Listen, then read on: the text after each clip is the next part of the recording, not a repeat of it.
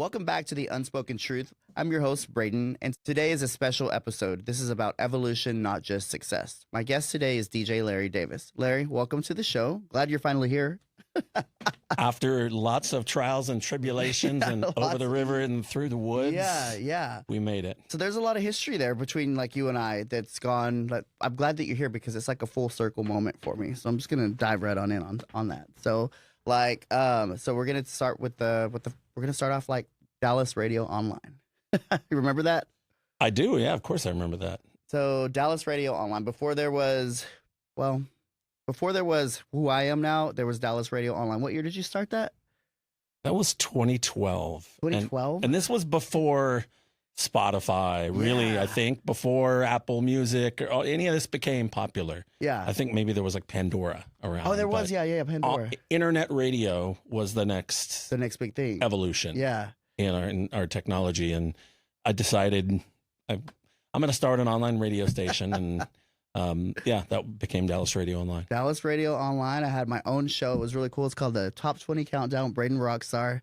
It's pretty cool. It was a insert sound effects here. Insert sound effects. Hashtag Larry the producer. Remember that? I do. Yeah.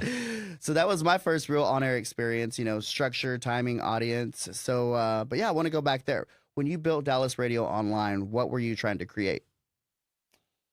Man, you're asking me to reach back into, I had spent most of my career as a radio DJ since high school, since I was 15 years old.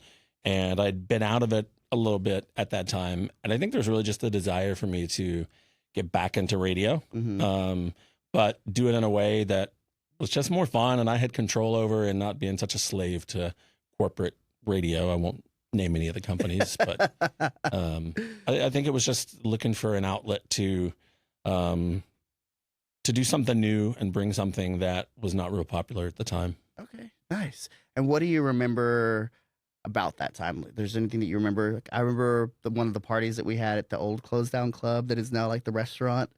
The launch party. We did. Yeah, man, we did. We put it together like a whole ass radio it was a whole station. Production. It was. We did live weekly remote broadcast from clubs. There was what you were talking about. That was a Tuesday night weekly broadcast. And then I think we did a Saturday night broadcast from what is still now TMC in Dallas. Oh, yeah. Oh, my gosh. Yeah.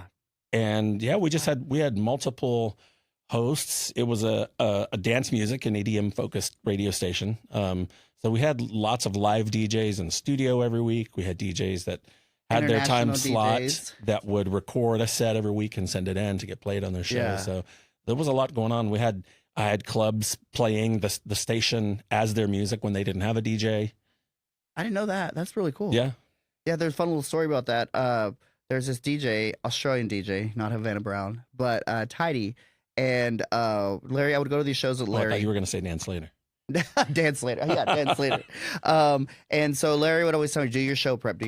And that specific day, I just didn't do my show prep.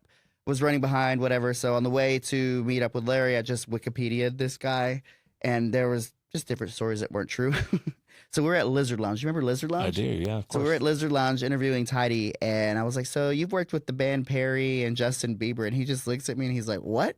And I'm like, yeah. And he's like, no, mate, that wasn't me. And we laughed about it. I still have it on clip. It's really funny. And Larry's like, that's why you don't do your research on Wikipedia. It's one of the funniest moments. I'm glad he was really cool about that because Larry, you were the one that told me, he's like, not all artists are like that. Like, they're like, this motherfucker doesn't know who I am. Like, yeah. So I know some artists that would have told you, get the hell out of here. We're done with this. So that was just the beginning, but your story doesn't stop there. You've lived multiple lives in the industry. So we're going way back to prior to Dallas Radio Online. We're going back to when you were in a country band. Remember that? Yeah, I've been in several actually. Dickie and something. Dickie and Dude. Dickie and Dude. Yes, that was here in Dallas. That's when I met you, like around that time when you were singing with the band. Was it? Did we go? Wait, yeah. I guess it was. Okay, around 2011, 12. Okay. Yeah. I was actually in a band in Austin before that. Okay. Called 6 Feet Deep. Yeah. These were country bands, and I was the lead singer, guitar player. And then prior to that, even I was a lead singer for a big touring country band, still in existence today, called the Emotions. In Texas. They tour all over Texas, play 52 weekends a year at venues all over the place. And they have had lead singers over the years that have gone on, one of the biggest being David Kirsch, which is a huge #1 country singer. I think right prior to me coming on board, he was the lead singer and then got signed. And so they kind of, as people go on to find success, they audition new people. And so I did many years ago. I've had my run as the front man for different country bands. So what did being a front man teach you?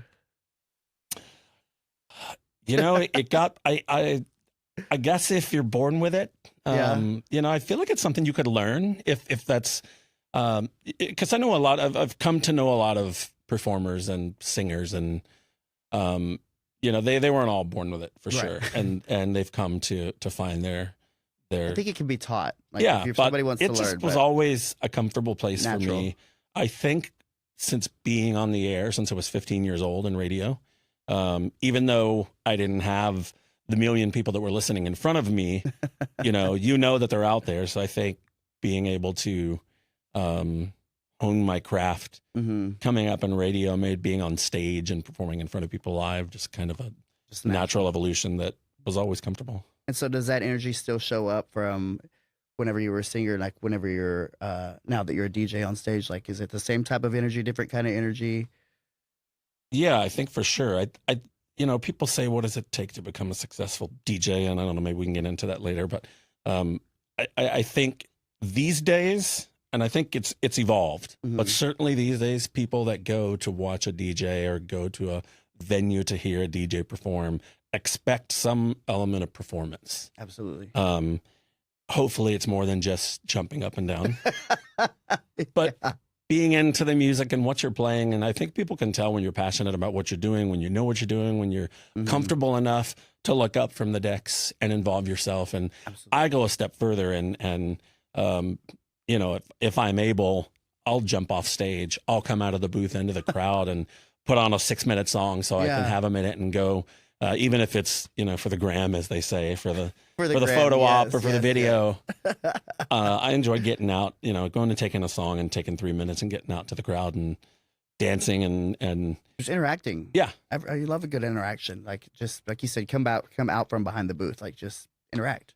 You got it. There's a fine line with keeping it about the music and not making yourself and your performance the focus. I don't wear any costumes or anything, but there are DJs that do. There are? I mean, look at Deadmau5. Oh, well, yeah, the head, you know, and Marshmallow, and I mean, even in the circuit scene, you know, DJs like Vicky Cuba are the queen of nightlife or after hours. You know, she's always in some and Amena costume. Nina Flowers. Nina Flowers, yes. Love Mother. Yes.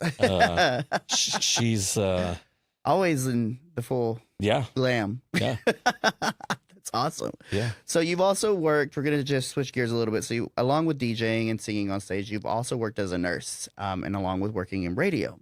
That's two very different worlds. One is communication and media. The other one is care and pressure. How do you balance both lives? Or are you still a nurse? Or I am still a nurse. So around when COVID happened, around 2020, was working in radio full time here in Dallas, and had just after 20 years had kind of had enough and just wanted to do something different, something impactful, something stable.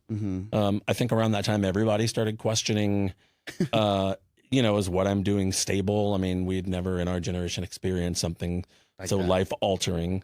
And so I decided to leave radio, go to nursing school, and became an ICU nurse.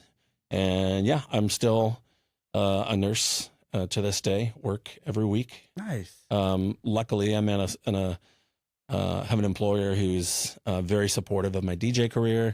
And I have a great, I call it a golden egg schedule, kind of Tuesday, Wednesday, Thursday for the most part. So nice. It does not interfere with my ability to play and travel for gigs, and never work Monday. So that's always great. Lord's Day, a day of the rest, recovery, sleep all day.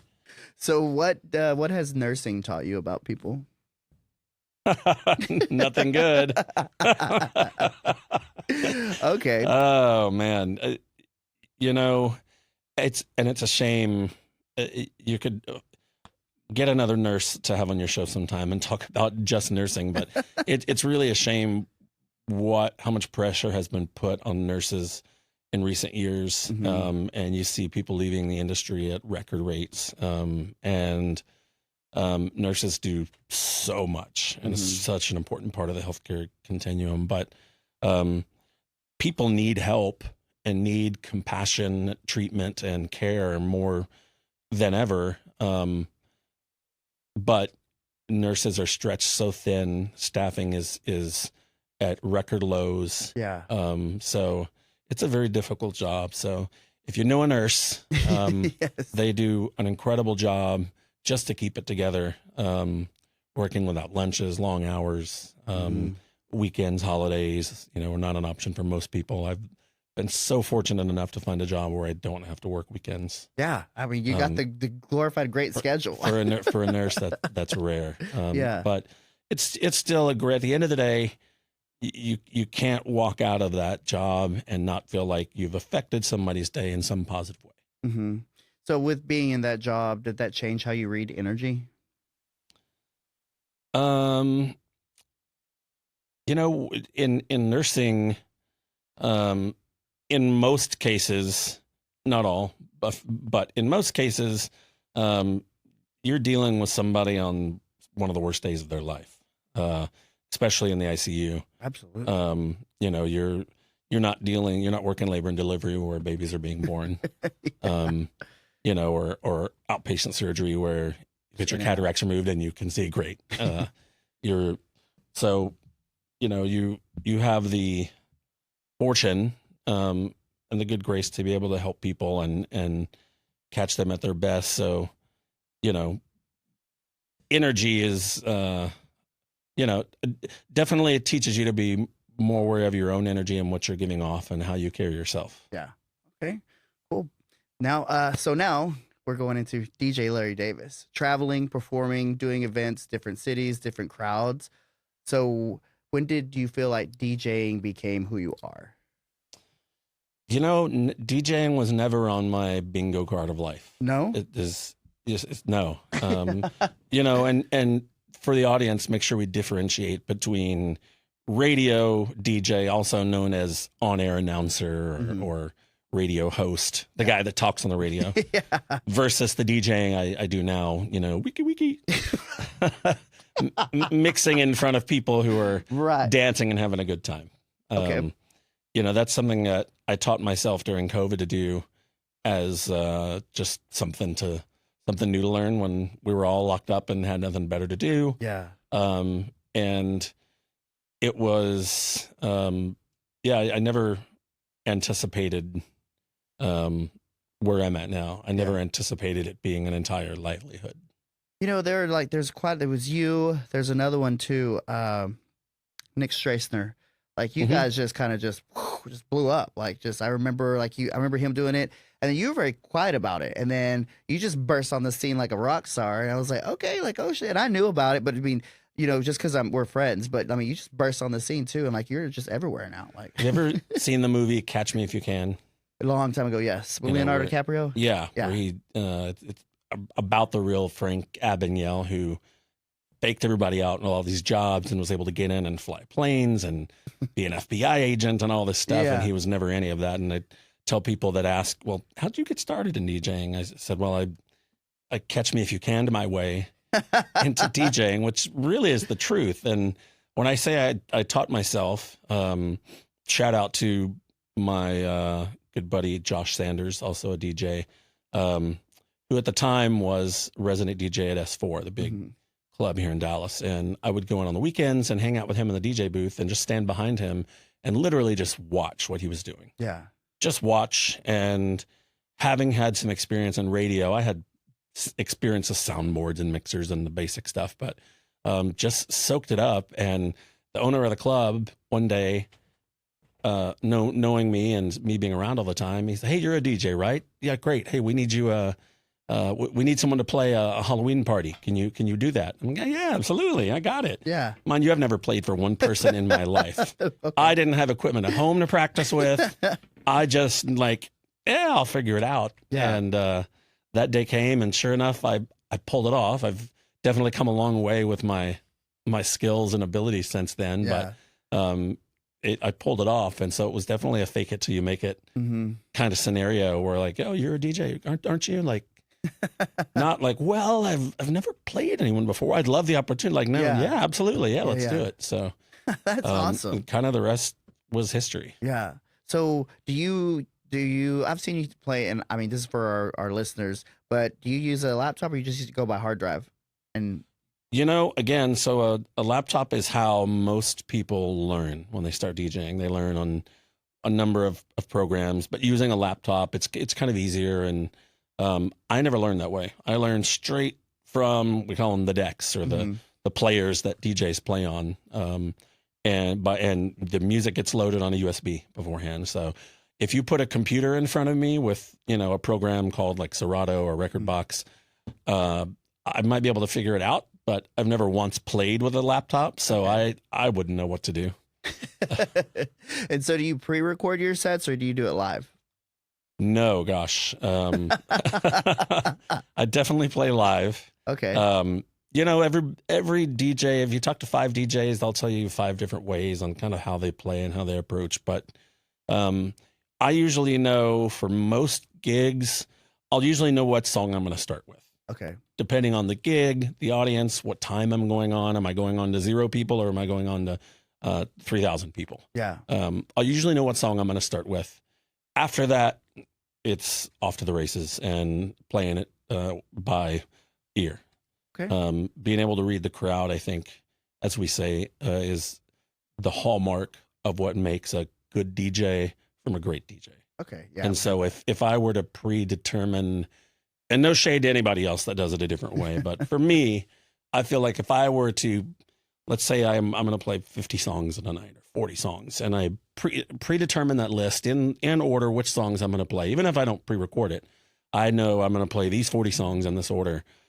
I don't give myself any chance to read the room or the audience or the dance floor and figure out, do they like this? Is this working? And if it's not, I leave myself in a room to pivot and go in a different direction. So. Okay. So what do you feel there? What song do you feel is overplayed by DJs right now? Right now. Oh, that's easy. It's a song by an amazing DJ and producer, Ugel. The song is called Jamaican. Jamaican. Yeah, I've contributed to that being overplayed. I still played it this last weekend at both my shows. I love it. After bitching about the same thing, that it's incredibly overplayed. Another one is Chris Lorenzo, Appetite. Every DJ in the world is playing that right now, including me.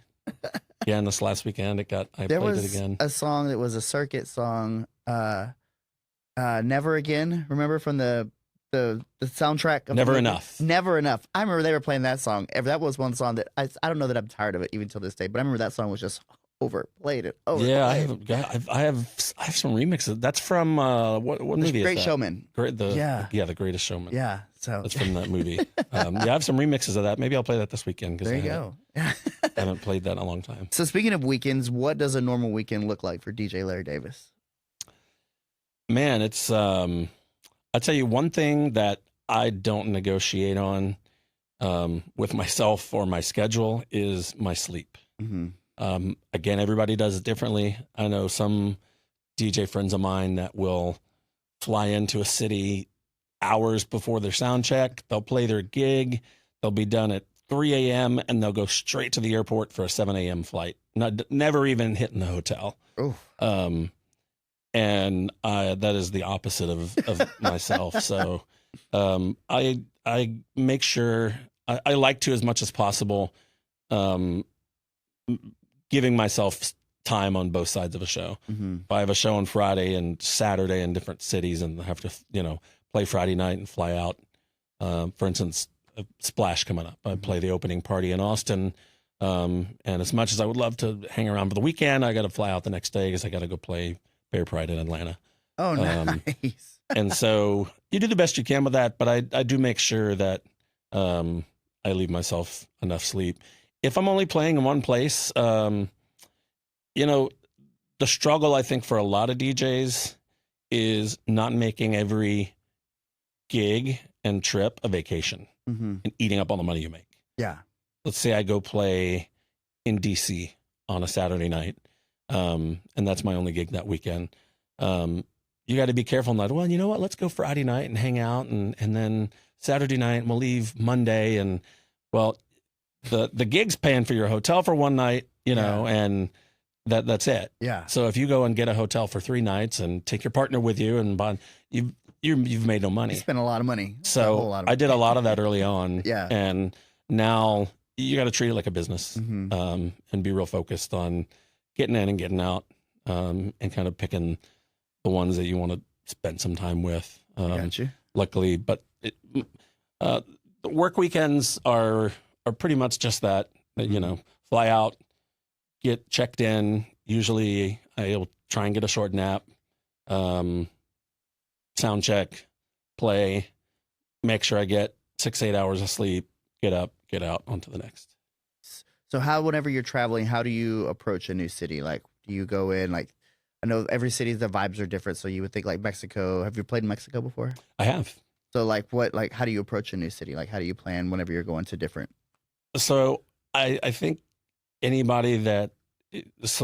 new DJs that might be listening or that are just starting to get out of town gigs or hope to have out of town gigs in the future, I think it's real important, not just out of town gigs. I think it's real important with any venue that you know where you're walking into and you know what the vibe calls for. And if you don't know, ask the promoter, ask the venue owner, whoever booked you.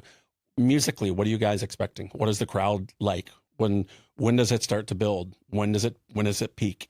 Asking those questions doesn't make you look like a fool. It makes you look interested and like you care about the gig. Like you give a damn enough to be able to deliver for the promoter that booked you. So I tell you, I think it's real important to, you know, early on in my DJ career, one thing that I think really helped propel me being able to be busier so quickly is I traveled around the country and I got out and I went to these parties. I went to these festivals. I met the promoters and forged relationships.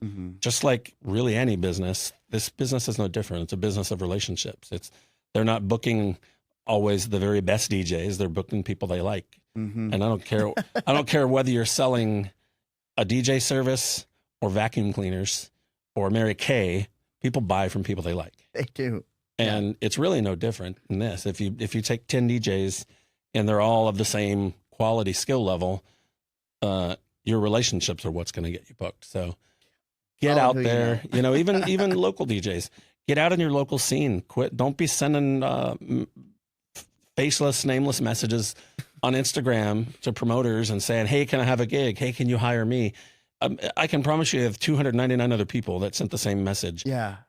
Before you do any of that, get out to their parties, go to their festivals, go to their clubs, go meet them. Hey, I'm so-and-so. Get a vibe for it. Without asking them for anything. Just say, hey, I just wanted to see you to put a face to the name and keep in touch with you and, you know what and be a part of the scene you're wanting to work in. Okay.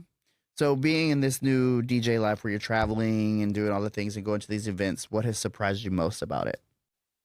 What surprised me most, I'll tell you, something that, 2 things that I really kind of can't wrap my head around is the music scene, especially post-COVID, has changed so much and continues to change so much in that alcohol sales are plummeting right now, all over the country, probably all over the world. Yeah. The latest generations are not drinking like my generation did. And so bar owners and venues are having to grapple with the effects of that, and which means less revenue for them. They're still figuring that out on their end, but that means there's less money to pay DJs. I've found myself in situations where I've played a venue had a residency for 2 years, making X amount of dollars that was fair, and I was blowing sales out of the water on the nights that I played. and as they experience more financial hard times, came to me and said, "Hey, can you take less?" And I'm like, "Oh, wait a minute, I should be asking for a raise. I've been playing here for 2 years," and so it's surprising to see kind of the direction the nightlife industry has gone. And the other thing is something that everybody talks about, which I actually love, but it's the sheer number of DJs that are out there right now. Yeah. From that part. influencers to Real Housewives to, I mean, honestly, I mean, why was I not the same thing? Why was I at the time that I came in, I was just yet another guy that wanted to be a DJ. Mm-hmm. So many DJs are out there complaining about, man, if you use the sync button, you're not a good DJ or a real DJ. And we hear all this trash talking about what makes a real DJ. There's room for everybody. And I'm surprised at how little community and camaraderie there is among DJs. Yeah. How little people are willing to help each other, and how much people feel this sense of intimidation rather than, hey, let me help you. I've done a ton to help people along the way, not because I wanted anything from it, because I can promise you I didn't got nothing from it. Right. And it gets to you at time. We're all human, and you're like, man, you ask for something, or you ask for a favor from this person, and you can't even get a message back from the same person that you've gotten gigs after gigs for. Yeah. But I hate it when people are like that too. Like, keep going, be yourself in this industry, and I think it'll come back to you. So do you feel, with everything from your career, like starting off your career in DJing, growing up on the radio, and starting your own radio station, do you think it's all prepared you for where you're at right now? I mean, I guess the easy answer would be yes. I'm sure it has all played together. You know, it has to have. Oh, it's I think it's for you, music. Like, I think something to do with music for you is music. Yeah, and I get to skip the part that a lot of people have to get used to, of being comfortable in front of people and being comfortable on stage, and as I play bigger and bigger shows with bigger audiences and bigger venues, and this year I have some bucket list venues that I'm finally getting booked at already, and but fortunately, I'm super lucky. I don't get nervous. Yeah. I don't get nervous. I feel like the more people, the bigger the gig, the bigger the venue, the more exciting it is for me. Absolutely. And I think with anybody, when you have that dopamine adrenaline rush, I'm more dialed in. I'm more on my game. Going out and DJing to a room, and we've all done it with zero people there yet, and you get to play the first hour, and you might have one or two people walk in.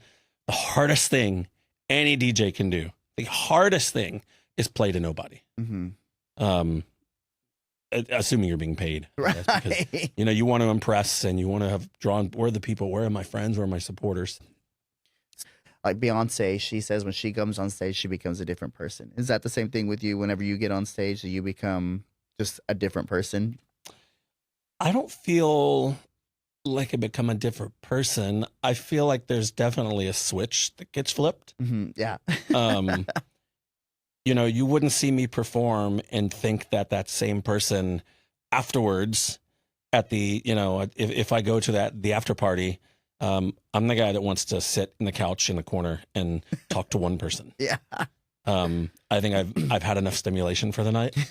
So that switch is off now. And I definitely am not the guy who will perform and then go to the after party and want to be like taking pictures and perform again and do that's not my personality.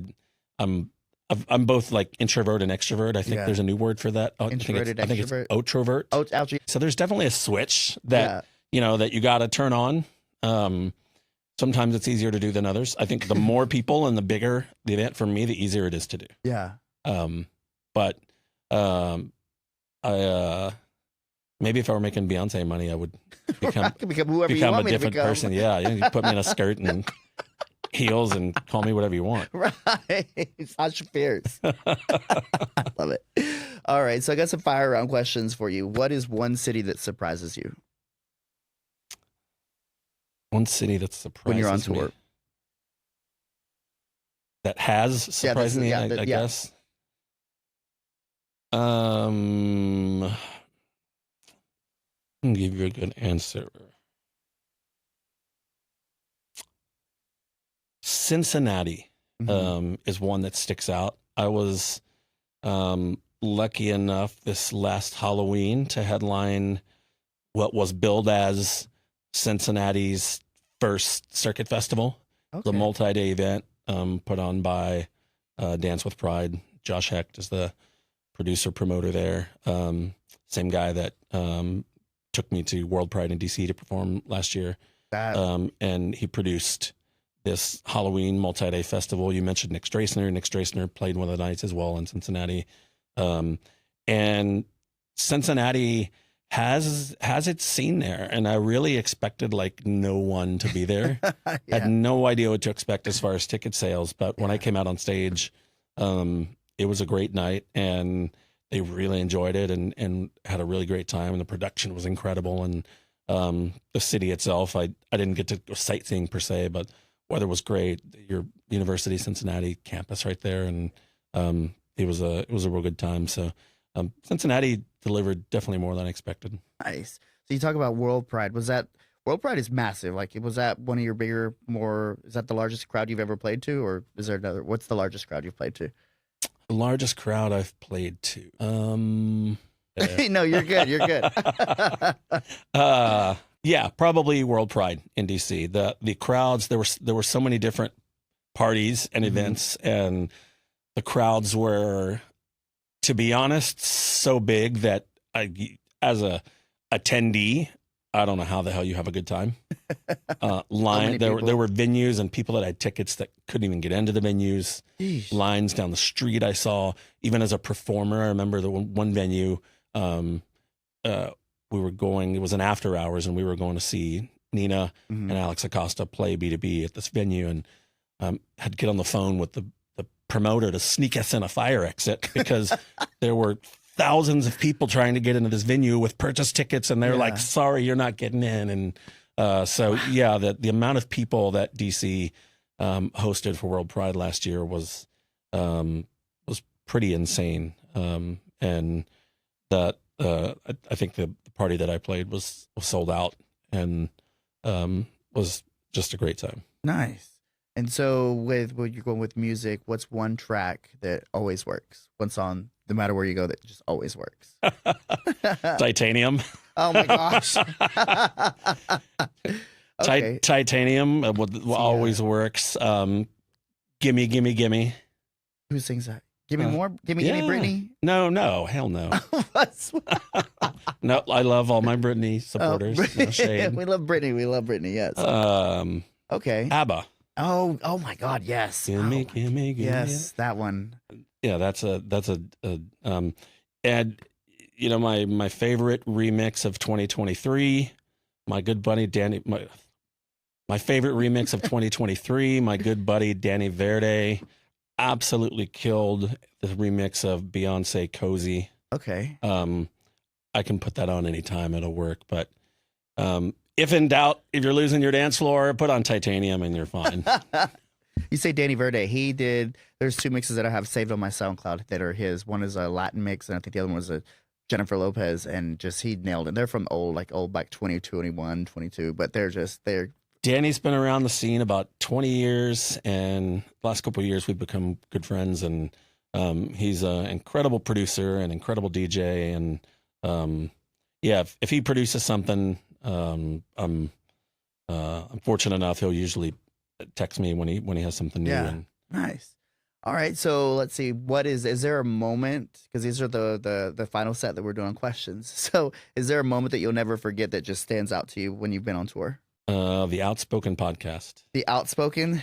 Is that what we're... Oh, shit. That's why I couldn't find it on Instagram. There you go, guys. Yeah, let that one hit the edit room floor, please. Okay, take two. What is one moment that you'll never forget, whether it's been on tour or wherever you've been? Oh, the Unspoken Truth Podcast. Okay, I see you. Hands down. Hands down. Nice. Besides getting to hang out with you and your audience, Yes. I think my first international booking at in Puerto Vallarta, Mexico. Going to play at Mantamar. I was there a couple months ago. Yep. Everything's good there now? Oh, man, it was good like 3 days later. It's like, okay, yes, cool. Yeah.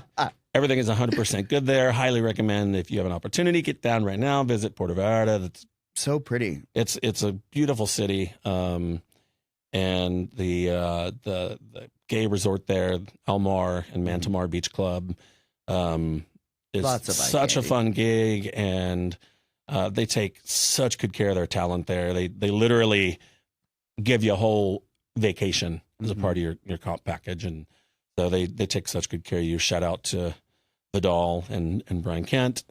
But that hashtag of international DJ, getting to kind of add that to your resume, is whether they say it or not, is something every DJ works towards. Right, yeah. And it's just a big level up.